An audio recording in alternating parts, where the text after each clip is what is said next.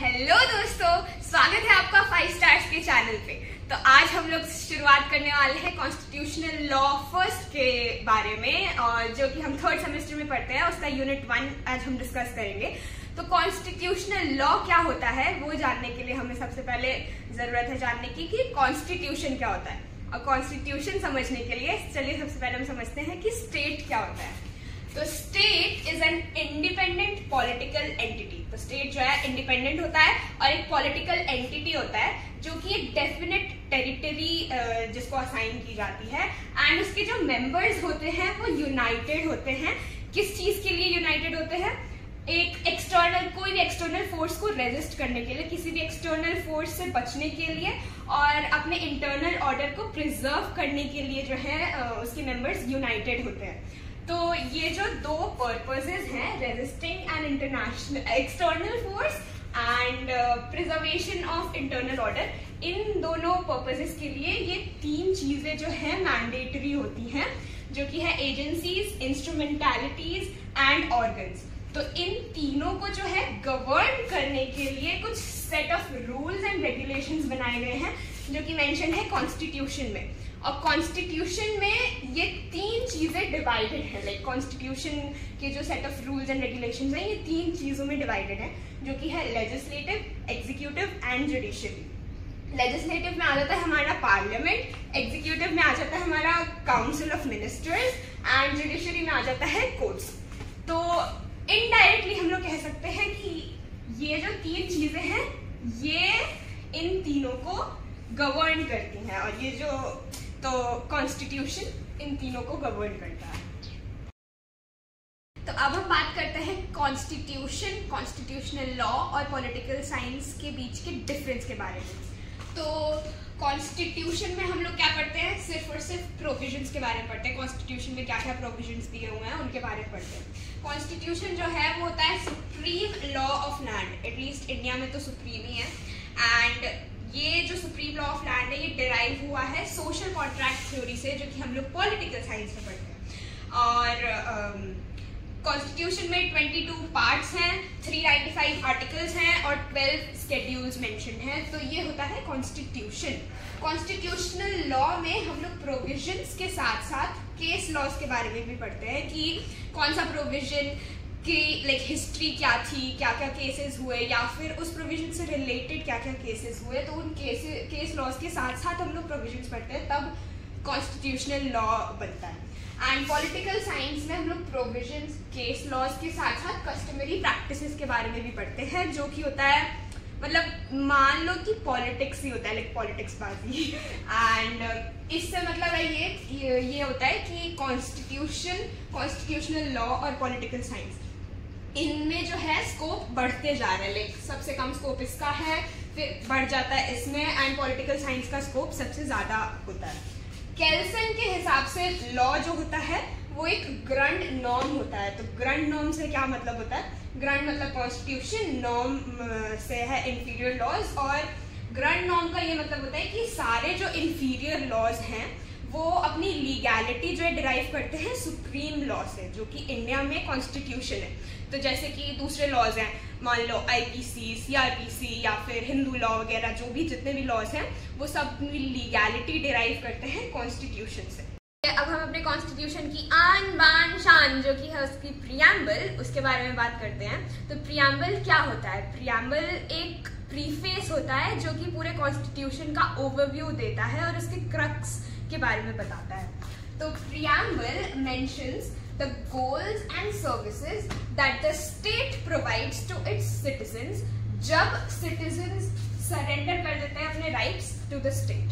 तो preamble जो है goals और services के बारे में बताता है, जो कि state हमें देता है, अपने citizens को देता है, जब citizens जो है अपना right जो है surrender कर देते हैं state को। ये right surrendering वाली बात जो है social contract theory से आई थी। तो India constitutes to a sovereign that is supreme. तो इंडिया जो है एक supreme nation, like sovereign nation है, जो कि अपने डिसीजंस खुद बना सकता है। एंड सोशलिस्ट इकोनॉमी है इंडिया की, जहाँ पे कि inequality of income, status and opportunity को जो है एलिमिनेट किया जाता था, मतलब इनइक्वालिटी नहीं रहती है। सो इंडिया एक सोशल वेलफेयर स्टेट है जहाँ पे सोशलिज्म जो है कॉन्सेप्ट ऑफ सोशल डेमोक्रेसी को इवॉल्व करता है। इसमें 2 केसेस हैं, India statutory corporation versus united labour union and Dalmia cement limited versus union of India. ये फैक्ट्स नहीं है, बस रट लेना। एंड सेक्युलर कंट्री है इंडिया। तो सेक्युलरिज्म के ना 2 कॉन्सेप्ट्स हैं, एक है कि state shall honour every religion. तो सेक्युलर कंट्री जो है मतलब एक स्टेट हो सकता है जो कि हर एक रिलीजन को ऑनर करता है, जैसे कि इंडिया। दूसरा एक हो सकता है कि स्टेट का अपना कोई रिलीजन नहीं है, तो वो स्टेट भी जो है एक सेक्युलर स्टेट होगा, जैसे कि फ्रांस जो कि एक अथीस्ट स्टेट है, लेकिन जहाँ के जैसे कि पाकिस्तान है, तो पाकिस्तान के प्रियम्बल में ही लिखा हुआ है कि इस्लामिक स्टेट है वो।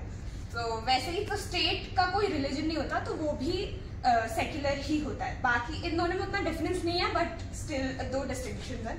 And Ramesh Yashwant Prabhu versus Prabhakar, ये इसका एक केस लॉ है जिसमें कि बोला गया था कि वोट मांगना on the basis of religion is the violation of secularism, लेकिन इंटरकास्ट मैरिजेस और इंटर रिलीजन मैरिजेस को प्रमोट करना इज प्रमोशन ऑफ सेक्युलरिज्म।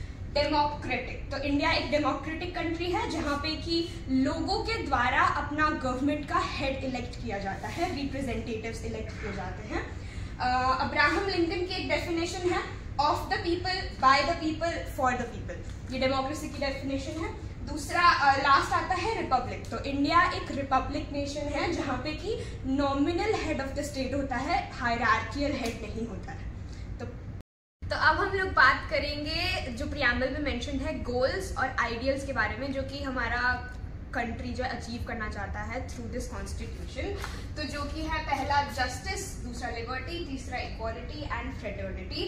तो जस्टिस जो है वो एक कॉन्सेप्ट है डिराइव्ड फ्रॉम फ्रेंच रेवोल्यूशन, और प्रियम्बल में मेंशन है कि हमें 3 टाइप की जस्टिस जो है चाहिए, जो कि है सोशल जस्टिस, इकोनॉमिक जस्टिस और पॉलिटिकल जस्टिस। एंड इसका जो प्रोविजन है मेंशन है आर्टिकल 38 में, जो कि सोशल वेलफेयर स्टेट और जस्टिस को प्रमोट करता है, और जो आर्टिकल 39 है वो 38 को ही थोड़ा एलैबोरेट करता है। एंड नेक्स्ट है लिबर्टी। तो लिबर्टी मेंशन है प्रियम्बल में 5 टाइप के, और liberty of thought, expression, belief, faith and worship. तो एक्सप्रेशन वाला जो लिबर्टी है वो मेंशन है आर्टिकल 19A में, जो कि है freedom of expression. And worship and faith के लिए लिबर्टी है आर्टिकल 25 में, जो कि आर्टिकल मेंशन करता है फ्रीडम ऑफ रिलीजन के बारे में। इक्वालिटी है आर्टिकल 14 में, right to equality.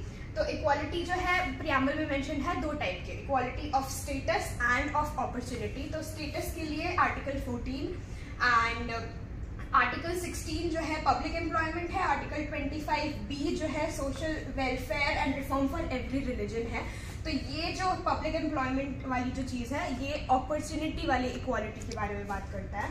And equality जो है वो 2 टाइप की होती है एज पर आर्टिकल 14, जो कि है equality before law and equal protection of laws, जो कि डिराइव्ड है section 7 of universal declaration of human rights से।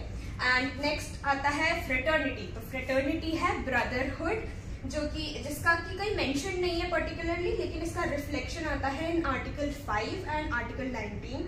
आर्टिकल 5 है सिटीजनशिप एंड आर्टिकल 19 में काफी सारे फ्रीडम्स दिए हुए हैं। प्रियम्बल के बारे में बात करने के बाद उसके इम्पोर्टेंस के बारे में भी बात कर लेते हैं। तो इम्पोर्टेंस ऑफ प्रियम्बल जो है वो 2 पार्ट्स में डिवाइडेड है। पहला है कि प्रियम्बल जो है हमारा गोल्स, आइडियल्स और ऑब्जेक्टिव्स को डिफाइन करता है और सेट करता है। तो प्रियम्बल जो डिक्लेयर करता है इंडिया को as a sovereign socialist secular democratic republic nation, and हमारे जो कुछ गोल्स हैं, आइडियल्स हैं, उनको वो बताता है कि इंडिया को उसके सिटीजन्स को कन्फर करता है justice, equality, fraternity and liberty. And preamble जो है वो उसका सोर्स है, ना कि सिर्फ प्रियम्बल का, कॉन्स्टिट्यूशन का जो सोर्स है वो है पीपल। तो कॉन्स्टिट्यूशन जो है वो अपनी लीगैलिटी और अपनी पावर जो है वो people of India, we the people of India से डिराइव करता है। एंड जहाँ तक कि हम पोजीशन ऑफ प्रियम्बल की बात करें, तो यहाँ पे हम लोग डिस्कस करेंगे कि प्रियम्बल जो है वो कॉन्स्टिट्यूशन का पार्ट है या नहीं है। तो इसके लिए 2 केसेस आए थे। सबसे पहला था इन री बेरोबारी यूनियन एक्सचेंज ऑफ एनक्लेव 1960 का केस, जिसमें कि बोला गया था कि प्रियम्बल जो है वो कॉन्स्टिट्यूशन का पार्ट नहीं है, वो अलग है। लेकिन फिर आया Kesavananda Bharati versus state of Kerala 1973 का केस, जो कि वर्ल्ड वाइड केस है, फेमस केस है, जिसमें कि बताया गया था कि प्रियम्बल जो है वो कॉन्स्टिट्यूशन का पार्ट है, जिसके लिए कि 2 रीजंस दिए गए थे। पहला था कि कॉन्स्टिट्यूशन बनाते टाइम पे कॉन्स्टिट्यूशन असेंबली की एक कोड ऑफ कंडक्ट था कि कोई भी प्रोविजन जो है वो सिर्फ और सिर्फ 2 बार ही डिस्कस किया जाएगा, 2 मीटिंग्स में डिस्कस किया जाएगा। तो प्रियम्बल के टाइम पे लोगों ने रिक्वेस्ट की थी कि हमें तीसरी भी मीटिंग चाहिए, लेकिन जो कि डिनाई कर दी गई थी। तो इसी वजह से प्रियम्बल को एक स्पेशल स्टेटस नहीं दिया गया था उस टाइम पे भी। तो इसीलिए प्रियम्बल जो है वो पार्ट है कॉन्स्टिट्यूशन का, एंड कंसेंसस से ही डिसीजन बनाए जा रहे थे कॉन्स्टिट्यूट असेंबली के, तो इसलिए वोटिंग से नहीं बने थे, कंसेंसस से बने थे। तो सब लोग माने थे कि प्रियम्बल जो है वो कॉन्स्टिट्यूशन का पार्ट है। अब जहां तक हम बात करें कि इम्पोर्टेंस ऑफ प्रियम्बल जो है वो डिस्कस किया गया था इन 2 केसेस में। पहला है Golaknath versus state of Punjab के केस में, जहां पे जस्टिस सुब्बा राव थे, जिन्होंने बोला था कि प्रियम्बल जो है वो गोल्स और आइडियल सेट करता है एंड बताता है कि जो भी इंटेंशन था उसके मेकर्स का, कॉन्स्टिट्यूशन के जो मेकर्स थे उनका जो इंटेंशन था वो प्रियम्बल डिस्क्राइब करता है। And Powell versus Kempton Park race limited के केस में जस्टिस हल्सबरी थे, जिन्होंने बोला था कि प्रियम्बल जो है वो एक लेजिटिमेट एड होता है किसी भी प्रोविजन को समझने के लिए। तो अगर कॉन्स्टिट्यूशन का कोई प्रोविजन जो है किसी को समझ नहीं आ रहा तो वो प्रियम्बल की मदद से उसको समझ सकता है। लेकिन अगर कोई प्रोविजन है जो कि अनएम्बिगुअस है एंड लाइक समझ में आ रहा है, तो प्रियम्बल की कोई जरूरत नहीं है। तो ये था इंपॉर्टेंस ऑफ प्रियम्बल। तो अब हम लोग बात करते हैं अपने कॉन्स्टिट्यूशन के सेलिएंट फीचर्स के बारे में, कैसे हमारा कॉन्स्टिट्यूशन जो है दूसरे कॉन्स्टिट्यूशन से अलग है। तो उसके लिए सबसे पहला पॉइंट आएगा कॉम्प्रिहेंसिव डॉक्यूमेंट। तो इंडिया का कॉन्स्टिट्यूशन जो है वो काफी डिटेल्ड है, जो कि डिटेल में हर एक चीज एक्सप्लेन करता है और इसलिए वो एक कॉम्प्रिहेंसिव डॉक्यूमेंट है। नेक्स्ट आएगा कि इंडिया के कॉन्स्टिट्यूशन के हिसाब से इंडिया जो है वो एक sovereign socialist secular democratic republic nation है।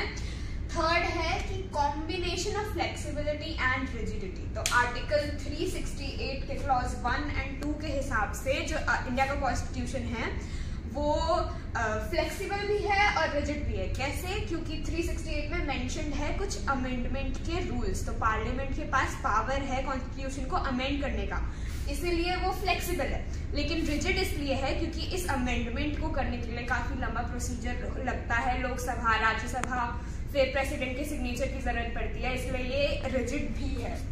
नेक्स्ट है इंडिपेंडेंट जुडिशरी। तो इंडिया का जो जुडिशरी है वो एक इंडिपेंडेंट जुडिशरी है, जो कि आर्टिकल 324 में मेंशन्ड है एंड इसका काम होता है to interpret the law without the involvement of other organs. तो क्योंकि दूसरे ऑर्गन्स जो हैं जुडिशरी के काम में इन्वॉल्व नहीं हो सकते, इसलिए ये एक इंडिपेंडेंट जुडिशरी है।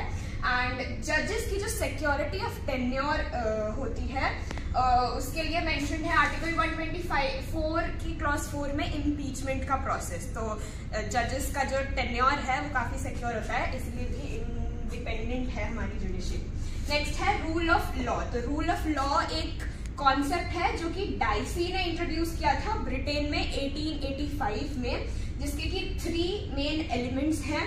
पहला है एब्सेंस ऑफ आर्बिट्ररी पावर। तो कोई भी जो अथॉरिटी है वो आर्बिट्ररीनेस और डिस्क्रिशनरी पावर नहीं होती है उसके पास according to rule of law. And equality before law. तो हर एक इंसान जो है इक्वल होता है लॉ के सामने, ये भी कॉन्सेप्ट है रूल ऑफ लॉ का। And the third is preservation of individual liberty. तो हर एक इंसान जो है उसके पास लिबर्टी होती है, फ्रीडम होता है, वो भी रूल ऑफ लॉ का कॉन्सेप्ट है।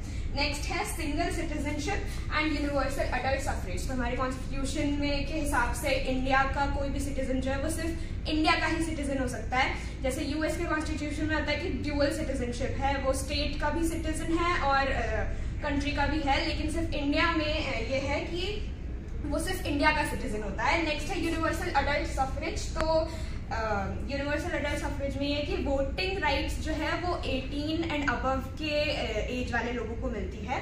पहले ये 21 था, लेकिन 61st अमेंडमेंट के हिसाब से, जो कि 1989 में हुआ था, वो चेंज हो गया टू 18 ईयर्स। तो नेक्स्ट है हमारा सेंट्रलाइज्ड फेडरल सिस्टम। तो आर्टिकल 245 और 246 के हिसाब से जो है कोई भी सब्जेक्ट मैटर्स ऑफ लॉ जो है वो डिफाइंड होता है। अलग अलग पार्लियामेंट किस चीज़ पे लॉ बना सकता है और लेजिस्लेटिव असेंबली ऑफ स्टेट किस चीज़ पे लॉ बना सकती है, तो वो डिफाइंड है इन दोनों आर्टिकल्स में। और 7th शेड्यूल में जो है मेंशन है लिस्ट 1, 2 और 3, यूनियन लिस्ट, स्टेट लिस्ट और कॉन्करेंट लिस्ट, उसमें भी सब्जेक्ट मैटर्स डिफाइंड है अलग अलग के। तो इसी वजह से जो है इंडिया जो है एक फेडरल सिस्टम भी है, जहाँ पे कि सेंट्रल गवर्नमेंट, स्टेट गवर्नमेंट और लोकल गवर्नमेंट अलग अलग 3 लेवल्स पे काम करती है। लेकिन सेंट्रलाइज्ड भी है क्योंकि सेंट्रल गवर्नमेंट के पास ज्यादा पावर होती है किसी भी लॉ को अमेंड करने के लिए। वो स्टेट गवर्नमेंट के किसी लॉ को जो है रिपील भी कर सकता है, इसीलिए सेंट्रलाइज्ड फेडरल सिस्टम है। देन सोशल वेलफेयर स्टेट है, तो DPSPs मेंशन है हमारे कॉन्स्टिट्यूशन में, जो कि directive principle of state policy, जिसके हिसाब से जो है स्टेट को ड्यूटी दी गई है हेल्थ, एजुकेशन और एम्प्लॉयमेंट को लेके प्रोविजंस बनाने के लिए और सोशल वेलफेयर करने के लिए। नेक्स्ट है it is derived from various sources, कि मतलब इंडिया का जो कॉन्स्टिट्यूशन है वो बहुत सारे अलग अलग सोर्सेज से डिराइव्ड है। जैसे कि सबसे मेन सोर्स है इसका government of India act 1935 and fundamental rights जो है डिराइव्ड है अमेरिका से। बहुत सारी अलग अलग चीजें जो है अलग अलग जगह से डिराइव्ड है, तो वो डिस्क्रिप्शन में लिंक दी हुई है PDF की, उसमें लिखा हुआ है sources. And parliamentary with presidential system, तो इंडिया का जो कॉन्स्टिट्यूशन है वो डिस्क्राइब करता है इंडिया को कि पार्लियामेंट्री भी है और प्रेसिडेंशियल भी है। तो इंडिया में हेड ऑफ स्टेट भी होता है जो कि प्रेसिडेंशियल सिस्टम में होता है, एंड इंडिया में हेड ऑफ गवर्नमेंट भी होता है जो कि पार्लियामेंट्री सिस्टम में होता है। तो नेक्स्ट हमारा है provision for minorities and backward classes. तो इंडिया में के कॉन्स्टिट्यूशन में काफी सारे प्रोविजंस मेंशन हैं, जैसे कि आर्टिकल 338 में मेंशन है कि गवर्नमेंट को एक national commission for backward classes बनाना पड़ेगा, national commission for SC, ST वगैरह। एंड नेक्स्ट है provisions relating to fundamental rights, तो ह्यूमन राइट्स का मेंशन है और आर्टिकल 32 एंड 226 के वजह से हम लोग जो है कॉन्स्टिट्यूशनल रेमेडी ले सकते हैं under supreme court and high court.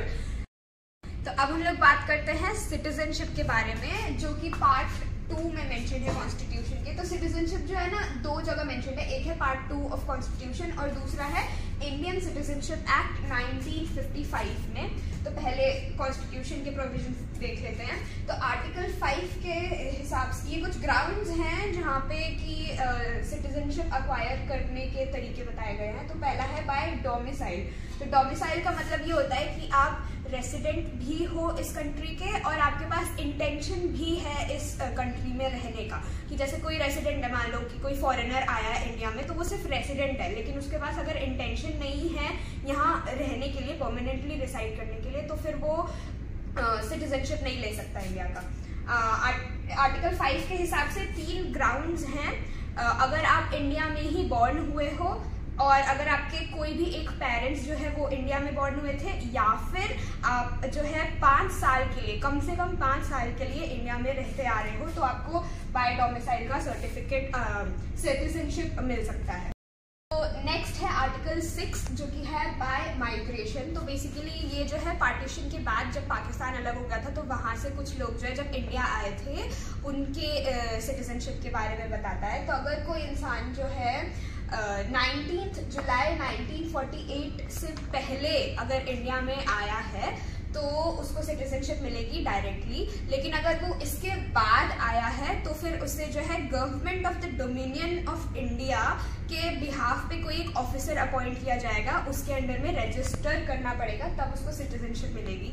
इसमें एक कंडीशन ये है कि उस इंसान के जो पेरेंट्स या फिर ग्रैंड पेरेंट्स जो हैं अनडिवाइडेड इंडिया में बॉर्न हुए होने चाहिए, जो कि डिफाइंड है गवर्नमेंट ऑफ इंडिया एक्ट 1935 में जो डिफाइंड था इंडिया उसमें।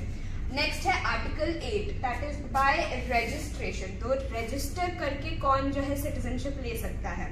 अगर किसी के पेरेंट्स या फिर ग्रैंड पेरेंट्स जो है इंडिया में बॉर्न हुए थे लेकिन वो इंसान जो इंडिया में नहीं रहता है और बाहर रहता है, तो उसको अगर सिटीजनशिप चाहिए तो वहाँ के उस दूसरी कंट्री में जहाँ पे वो रह रहा है वहाँ के डिप्लोमेटिक और कॉन्सुलर रिप्रेजेंटेटिव ऑफ इंडिया में उसको रजिस्टर कराना पड़ेगा।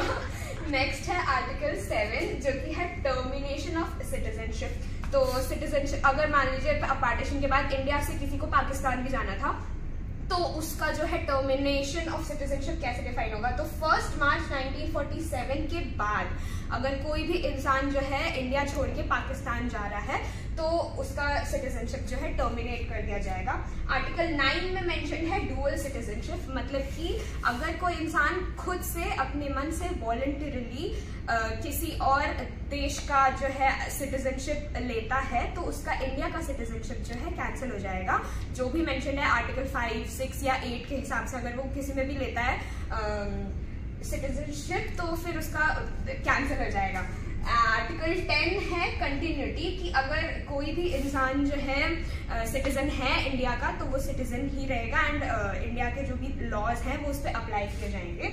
आर्टिकल 11 है parliament's power to acquisition, termination and other matter of citizenship. तो आर्टिकल 11 में पार्लियामेंट को जो है पावर दी गई है कि इस सिटीजनशिप में जो भी है अमेंडमेंट वो कर सकते हैं, इसका किसी का सिटीजनशिप जो है वो एक्विजिशन उसको दे सकते हैं, उसको टर्मिनेट भी कर सकते हैं और दूसरे मैटर्स ऑफ सिटीजनशिप के बारे में पार्लियामेंट जो है लॉज बना सकता है। तो इस वाले चीज को लेके आर्टिकल 11 के पावर को लेके पार्लियामेंट ने जो है इंडियन सिटीजनशिप एक्ट 1955 बनाया था, इसलिए क्योंकि पार्ट 2 में जो भी प्रोविजंस प्रोवाइडेड हैं वो कंप्लीट नहीं है, एग्जॉस्टिव नहीं है, इसलिए। अब बात करते हैं इंडियन सिटीजनशिप एक्ट 1955 के प्रोविजंस के बारे में। So by virtue of Article 11 that is read with Article 10 and Entry 17 of List 1 of 7th Schedule जो कि सिटीजनशिप के बारे में बात करता है, पार्लियामेंट ने जो है इंडियन सिटीजनशिप एक्ट 1955 बनाया था क्योंकि part 2 of constitution was not exhaustive. तो सेक्शन 3 ऑफ दिस एक्ट बताता है बाय बर्थ, तो बाय बर्थ अगर कोई इंडिया में पैदा हुआ है तो फिर उसको सिटीजनशिप मिलेगी। सेक्शन 4 में है बाय डिसेंट, अगर किसी के पेरेंट्स या ग्रैंड पेरेंट्स जो है इंडिया के इंडियन सिटीजन हैं तो उनको भी इंडियन सिटीजन ही माना जाएगा। एंड सेक्शन 5 में है बाय रजिस्ट्रेशन। तो इसके जो है 4 मेन पॉइंट्स हैं, जो कि पहला है कि अगर कोई इंसान जो है इंडियन ओरिजिन का है लेकिन वो पहले कहीं बाहर रहता था, अब इंडिया में आ गया है एंड 7 साल से इंडिया में रह रहा है, तो अगर 7 साल के बाद वो एप्लीकेशन देता है सिटीजनशिप का तो उसको मिल जाएगी। नेक्स्ट पॉइंट है person of Indian origin who are ordinarily resident outside undivided India. तो किसी भी कंट्री में जहाँ किसी भी ऐसी कंट्री में जो कि अनडिवाइडेड इंडिया के बाहर था, जैसे कि पाकिस्तान नहीं, अगर कोई अमेरिका वगैरह है तो वहाँ का अगर रहता है तो उसको भी इंडियन सिटीजनशिप मिलेगी।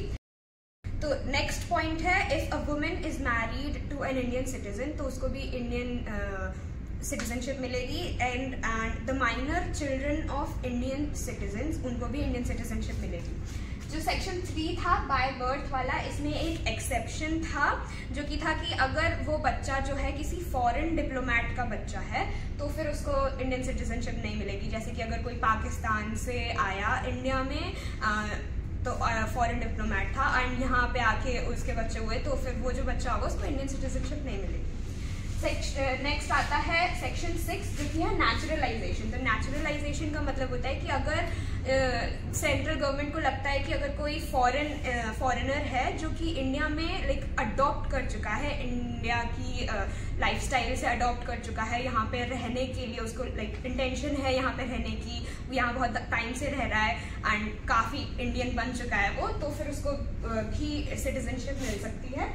एंड नेक्स्ट है सेक्शन 7 में incorporation of some territory in India. तो अगर कोई टेरिटरी अक्वायर करता है इंडिया तो वहाँ के जो लोग होंगे उनको भी इंडियन सिटीजनशिप ही मिलेगी।